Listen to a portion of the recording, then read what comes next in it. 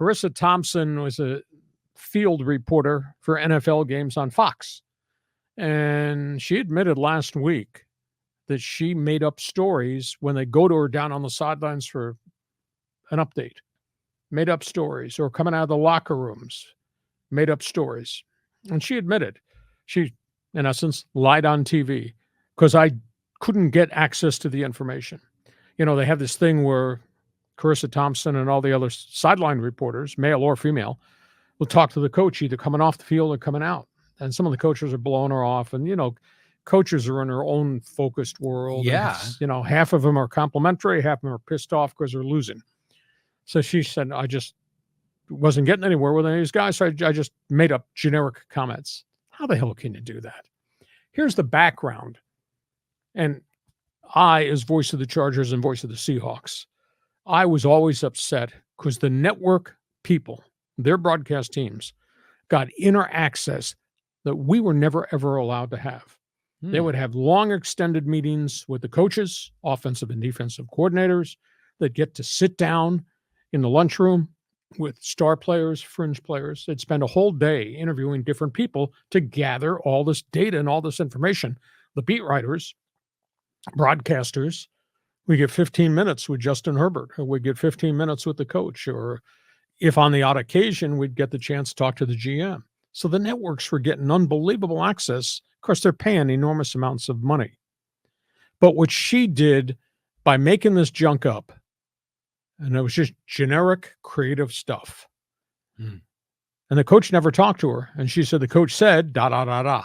Well, coaches don't really say that much coming on and off the field. But I think it was irresponsible. It damaged her credibility, and it impacted all the other women who do good work on the NFL telecast. I get to know Tracy Wolfson with Jim Nance's team, CBS. I think it's spectacular. So I got a real problem with that. And you need to have inner smarts. You're going to be the on-field reporter. So you're covering a Cincinnati-Pittsburgh game. You need to have a lot of angles to storylines involving the Bengals, for example. So you need to show up with a lot of data that you researched, because not everybody around the country knows the inner workings of what's happened with the Bengals or the history of the Bengals, whatever it is. You need to do that rather than just showing up and sitting and hoping you get some quotes from a coach. You need to have knowledge of the teams that you're covering so you can, and you develop those stories on Friday and Saturday. She did not do that. So that's the problem I have. I'll give you a prime example. If I were the sideline reporter and say we're talking about Cincinnati, Pittsburgh, okay, so I would develop on the left side of my notepad a whole bunch of storylines. Off the top of my head, Joe Burrow injury. Your offensive line has been terrible. Tell me about Logan Wilson, your young linebacker that you discovered from BYU, who's been a stud. Tell me about the inner workings of the Bengals and why you were bad for so long and why you never spent money in free agency. That's the kind of stuff you need to go into these meetings to compile all the information so we can come back on Sunday on Fox TV. You can relay different angles to the story, even if the coach doesn't want to talk to you, even if Zach Taylor blows you off. Right. You got all these other stories you can still talk about. That's what the job of Charissa Thompson and these other sideline reporters should be. I'm sorry, she just comes off like a pretty face wearing bling. And I think she did a disservice to all the other female sideline reporters, and the Lisa Salters, Andrea Kramers, etc. And she hasn't been removed. And that really stuns me. And she admitted openly, she did this a whole bunch of times. Why are you still on my TV on Fox Sports? Now, here's the alternative, Charissa. Just walk down the hallway. Other side of the building, Fox News.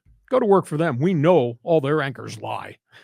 So I'm just stunned that she would do this, because I think it really damages not just her credibility, but it hurts all the other sideline reporters, and especially the females who've had to walk through a lot of tough times to get credited, to get access, and to get respected by the players. What are you doing? End of sermon.